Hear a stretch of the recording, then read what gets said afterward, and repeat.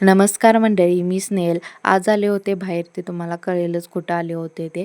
आणि दुपारी ना पिल्लू झोपून उठली होती, त्यामुळे तिला भूक लागली होती. ती म्हणत होती की मम्मा काहीतरी खायला कर, आणि त्यासाठीच मी आज घेतलं होतं तिच्यासाठी पॉपकॉर्न बनवण्यासाठी. अगदी 3 मिनिटात बनतं.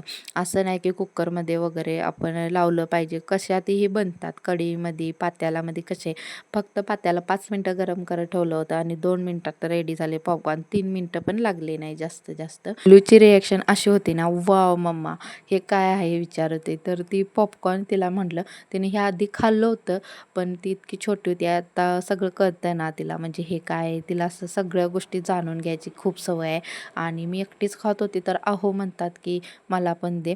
आणि तुम्ही छोटंसं पॅकेट तुमच्या मुलांच्यासाठी घरी आणून ठेवू शकता, म्हणजे कधी पण त्यांना भूक लागली ना, आपण अगदी 2 मिनिटात बनवून देऊ शकतो. आणि संध्याकाळच्या वेळेला आज आम्ही बाहेर आलो होतो कार्यक्रम बघण्यासाठी. कोणता कार्यक्रम होता, काय होता, अजिबात माहीत नव्हतं.